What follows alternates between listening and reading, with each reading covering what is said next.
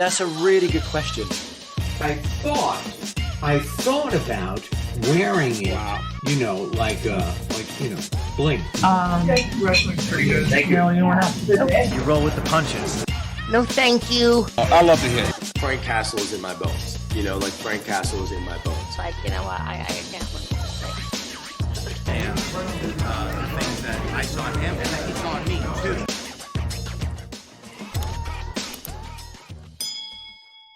My first I was at the Maury Povich show, and I was the assistant to Amy Rosenblum, who was the executive producer. And I went to look at the fashion show for the day. It was like when denim started to become in.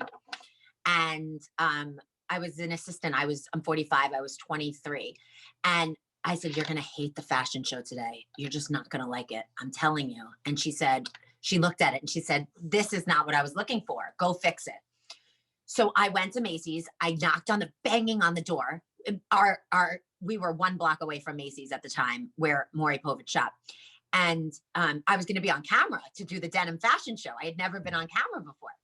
And so I banged on the door and I said to the manager, "I need your help." It was 5:45 or 6 in the morning. They didn't open till 9:30 or 10. I said, "I need you to let me in. I need you to help me. I got this opportunity to do this denim fashion show. And if you give me the stuff to borrow for the models who are already at the studio, it's airing in an hour, I could be on TV for the first time. And that's what I want to do." And I didn't even know if I wanted to be on TV, but I knew I wanted to be the person who could sort of help people and help women. And it was like the beginning of this, the very tiny bit of this beginning idea. So he let me in. I borrowed the clothing on consignment and we did the fashion show. And after it aired, she said, "You're going to be our new fashion person." And that's how I got my start. Like, what's the big takeaway from that? Was it early in your career, always be pitching stuff? Was it just kind of just do what's asked of you? What did you take away from that experience?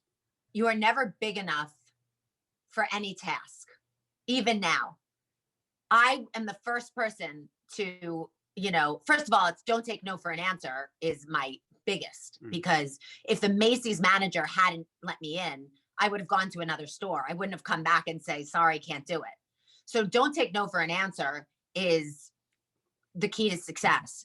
But it's also, you're not bigger than any task. No one is. I am still, as you will see, the person on the floor, cutting up things, taping things, putting it together, mood boards, putting together decks and charts and, learning how to do a P&L. And, you have to, if you want something, but you have to want it bad enough. If you don't want it bad enough, you have to not be able to sleep at night with your idea. And that's what I tell when people call me, with, "I want to start this business and how do I start? And what do I do? And how much money should I do and use of my own? And can I raise money?" I always say, "How confident are you about this idea?" And if they're like, "I don't sleep at night, I wake up thinking," then I entertain it. But without that, you have nothing, because you'll be beaten by the person with better not better work ethic, but better belief in their idea. So this is the home studio. This is the lights. So I literally, like, in the morning will come down, turn them on. There's these lights that I turn on, and then this, and then that's my return. So you see, I could see the picture and I can control. And then here's where prompter is and return of the show. And then they pipe in the graphic into what used to be my TV room. Okay. And so then you turn on the lights, but then is someone else is handling the rest remotely? No, I take it, or this is all me. Okay. Wow. Okay. So there's a camera in there that can be controlled by the control room. Now this is how I call in. So I call in. This is how they hear me for prompter. This is how you could hear the dial tone. This is how I set up my mic. This is, all the equipment. And then, excuse my mess and NBC's, but this is the IFB, and this is how I mic myself. So when you see me on Steals and Deals, or She Made It From Home, and then I decorate the background accordingly. So I have the Today mug. I have a Third Hour mug. Nice. I put up, like this one needed simple. So I just put like family photos. I have different things that can hang there. And then this is the props department. So this is, if I need a bed, this opens up to a couch. I got it on Amazon. The floral department. This is one of my tables I use. These are all the levers I use. Like if I need to prop up props, you know, like lucite tables, Windex to clean. If I'm doing a beauty segment, you know, I have that. Faux flowers. This model lost its head. Mannequins.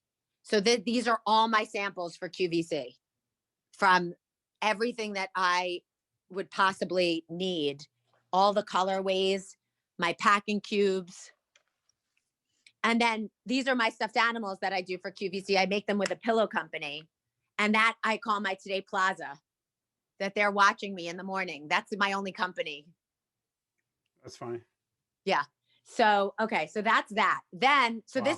this used to be, I bought this house on my 40th birthday. I saved all the money I had. And this used to be a media room where we would watch movies. This is now, this wire, I have a gym in here.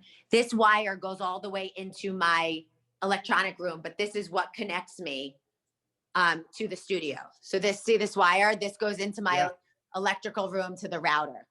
So this is the basement. These I collect. When a carnival closes, I buy old carnival games. Is that a Terminator? Yeah, Pinball it's a pinball machine. Oh my God. Let's talk about this. Yeah. So I'm when a huge fan of Terminator 2. Oh, Terminator you are? 3, that's awesome. That is so funny. So when I've never seen the movies, I don't think, but when carnivals close, I have a company that alerts me, and this is my claw machine. It's how I bribe my friends' kids to come over before this COVID mess. And this has all like the games from when we were kids. But I buy old games and then I put them in my basement. That's so cool. Yeah. So Cocktails and Dreams, remember from Cocktail. And then Oh yeah. Then I go upstairs, and this is my living room, which is also one of the sets that I use. I sometimes on QVC, I'll bring lights out that I'll show you. This is my garage, which luckily, this is my car, which I bought on eBay that barely runs, but I turned my garage prior to the, these are all my Sherpas. It's the only jacket I wear. Prior to the pandemic, I redid my garage to make it a room because I always had stuff. Now I have all the steals and deals and everything, you know, that I'm doing from home. But so this is like everything, samples, Sherpas, all different like bags I'm working on. And then here's the packing department, you know, the tape, Yep. everything I need. And then here's like, that's just boxes from yesterday for samples that I had to open for steals and deals. So, and then this is like the like packing that I need if I'm sending out, you know, a package or a sample or, you know, tape, everything. And then here are all my Sherpas. Nice. A lot of them. Yep. And then this other room, these are all like, you know, my kitchen looks like a set. If you see, we do a happy hour with Jill Martin. So I normally do it from this room, and I'll set up a tripod and lights. And then this room is really, I never really had an office, but this room I made was my, the first room. It's called the jungle room. That's what I call it. And so these are the lights that I'll bring into the living room to set up. These are the lights I travel with. They fold up into a case. And then these are my samples, some more samples that I'm working on for next year. Because of delivery issues, we're doing December of this year now. The orders are actually due today. So they're due today because of shipping is crazy right now. So these are all like the color swatches. So I can put the line together, you know, for QVC. So I'm able to be like, okay, this with this, use, you know, color purple ash 08 with this. And so I have that all here. And then this is that mood board I told you about. And so this is all my initiatives for this year, including wedding planning in the middle of all this.